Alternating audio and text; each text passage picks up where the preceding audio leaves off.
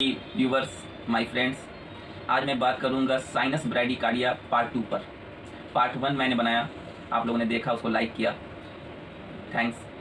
अब बात आज होगी पार्ट 2 पे।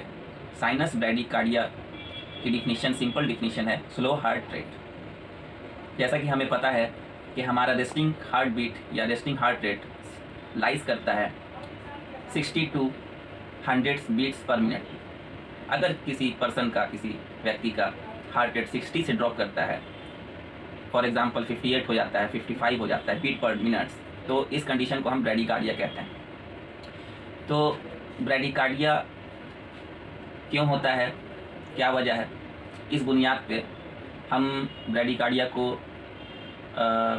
दो भागों में क्लासीफाई करते हैं। 2 types, there are 2 types of, mainly 2 types of major types जो है ब्रैडीकार्डिया की, वो है, पहला है सिक साइनस सिंड्रोम, जिसमें ऐसे नोड जो हमारा नेचुरल पेसमेकर है उसमें प्रॉब्लम होने की वजह से ब्रैडीकार्डिया होती है, जिसे हम नोडल प्रॉब्लम भी कह सकते हैं। और दूसरा है हमारा हार्ट ब्लॉक। अगर हमारा कंडक्शन पाथवे जो है हमारे हार्ट मसल में, उसमें अगर प्रॉब्लम आती है तो उस हार्ट ब्लॉक की वजह से ऐसा होता है। चाहे हार्ट ब्लॉक शुरुआती हो, शुरू का हो, या इंटरमीडिएट हो, या फिर थोड़ा सा सीवियर प्रॉब्लम हो जाए। तो अगर heart block, first degree heart block है और सेकेंड डिग्री हार्ट ब्लॉक है, थर्ड डिग्री हार्ट ब्लॉक है, तो ये डिपेंड करता है कि आपका ब्रैडीकार्डिया कितना होगा। ऐसे नोड जो है वो बहुत ही स्पेशलाइज्ड एक्साइटेबल सेल्स का ग्रुप है, ठीक है। और अगर इसमें ऐसे नोड में कोई तरह की डिसफंक्शनिंग हो जाती है तो हमें साइनस ब्रैडीकार्डिया हो सकता है, पहली बात। दूसरी बात, जो दूसरा टाइप है, मेजर टाइप, वो है हार्ट ब्लॉक। तो हार्ट ब्लॉक, सिंपली आप हार्ट ब्लॉक से समझ रहे होंगे कि जो इलेक्ट्रिसिटी जो दौड़ती है ऐसे नोड से एबी नोड, और फिर आपका right bundle branches, left bundle branches, फिर पुरकिंजी फाइबर से जो इलेक्ट्रिसिटी पूरा हार्ट मसल को जो सप्लाई देती है, इलेक्ट्रिकल सप्लाई, बिजली जो देती है हार्ट को धड़कने के लिए। तो अगर ये जो वायर्स हैं जिससे बिजली दौड़ रही है, इन वायर्स में अगर कोई प्रॉब्लम है, कंडक्शन पाथवे इसको बोलते हैं, तो भी हमें ब्रैडीकार्डिया हो सकता है। ब्रैडीकार्डिया होगा ही, एक वजह है, डेफिनेटली एक वजह है।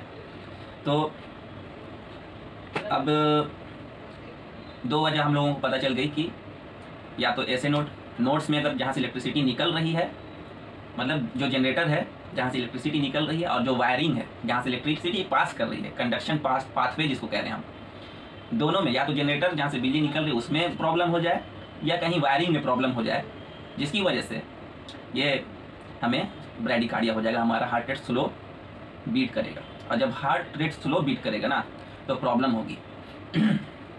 ये बोलेंगे तो अगर हार्ट अच्छी तरह से, प्रॉपर तरीके से पंप नहीं करेगा, तो डिफरेंट बॉडी पार्ट्स में ब्लड सप्लाई, जाहिर सी बात है, कम हो जाएगी, इनएडिक्वेट ब्लड सप्लाई हो जाएगी, जिससे ऑक्सीजन लेवल की कमी हो जाएगी, डिफिशियंसी ऑफ ऑक्सीजन हो जाएगी ब्लड्स में और सेल्स में, सेलुलर लेवल पे।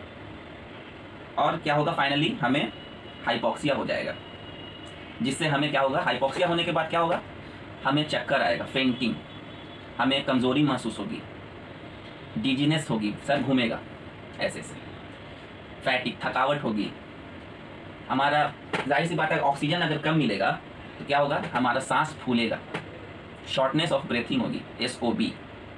तो ब्लड सप्लाई हमारे शरीर को कम मिलेगा, क्योंकि स्लो हार्ट बीट हो रही है ना, ब्रैडीकार्डिया स्लो हार्ट बीट हो रही है, इसलिए ब्लड सप्लाई हमें कम मिलेगा बॉडी को।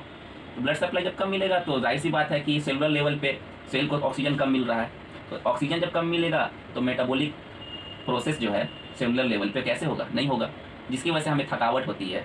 ऑक्सीजन कम मिलेगा तो हमारी सांस फूलेगी, हाइपोक्सिया हो जाता है तो सांस फूलती है, हमें ऑक्सीजन की ज़रूरत पड़ेगी। तो ये बहुत क्रिटिकल कभी कभी हो जाता है ना, ब्रैडीकार्डिया। कभी कभी तो सडन कार्डियक अरेस्ट हो जाता है, एकाएक जो है ब्लड धड़कते रुक जाता है, तो सडन डेथ हो जाती है पेशेंट की। तो साइनस ब्रैडीकार्डिया आपको कॉम्प्लिकेशन है, एक आपको ध्यान देने वाली बात है इसमें, आपको कार्डियोलॉजिस्ट से मिलना है। सबसे पहले जब आपको लगे कि मेरा सर घूम रहा है, मेरे को थकावट हो रही है, मुझे चक्कर आ रहे हैं, मेरी सांस फूल रही है, तो उस केस में आप कार्डियोलॉजिस्ट से मिलें, कार्डियोलॉजिस्ट के पास जाएं और कार्डियोलॉजिस्ट आपको प्रिस्क्राइब करेगा कुछ टेस्ट कराने के लिए, है ना। थायराइड हाइपोथायराइडिज्म में भी ब्रैडीकार्डिया होता है, और आपको किडनी डिजीज से भी रिलेटेड होता है, तो बहुत सा टेस्ट लिखेगा कार्डियोलॉजिस्ट, ईसीजी वगैरह लिखेगा, इको करेगा आपका, इकोकार्डियोग्राफी, बस फाइनली आपके डायग्नोसिस करके दवा लिखेगा।